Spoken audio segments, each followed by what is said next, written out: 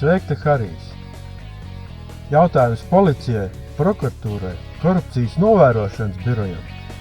Es nepārteicos. Visiem, kas domājams vēl izmeklē Rail Baltica afēru.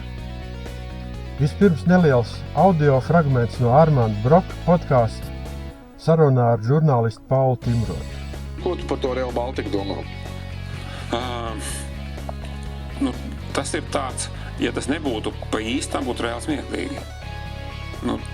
Kaut ko tik stulbu darīt, tad, tas ir tā, ka vai tas Pāvis Daugavā, tāds, kāpēc?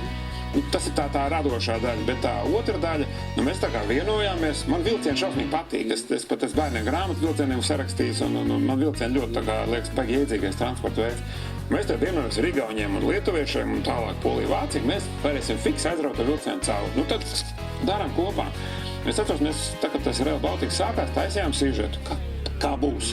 Un bija stāsts, ka tā augs vilciens cauri, tur pāri pie Salaspils Daugavai, un tur pie tā Salaspils, tur būs tas centriņš, būs loģistikas centrs, un tur bija tā kā jautājums, kā tad uz to lidos? Kā pa Ērgļa veco dzelzceļu, tur būs tāds atsevišķi vilciens, tas ieskries līdz lidostai, patudīs tos cilvēkus, ātrais vilciens pūtīs tālāk. Likās šausmīgi prātīgs plāns.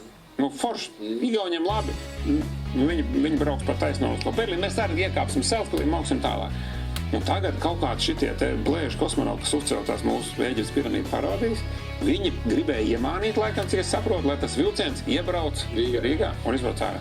Un mēs tagad izdomājam, tā izskatās, ka mēs ierausim ātru vilcienu pa vienām sliedēm iekšā un pa citām ārā, kurš nesīsies tad uz Berlīnu pilnā gāzē.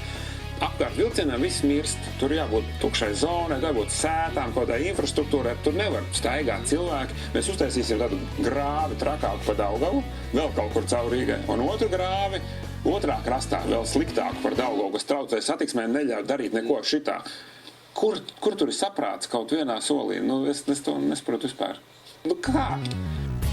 Jautājums, kurš konkrēti deva rīkojumu mainīt pamatrasi un to novirzīt uz lidos un Rīgas centru? Ar to arī sākās gadsimta lielākā izšķiedēšana Latvijā. Betona monstru būvēšana un pāļu dzīšana Daugavā. Tie ir konkrēti cilvēki ar konkrētiem uzvārdiem. Jābūt parakstiem uz dokumentiem. Tātad lūdzu gribētu zināt uzvārdus. Kādam par to ir jāsamaksā.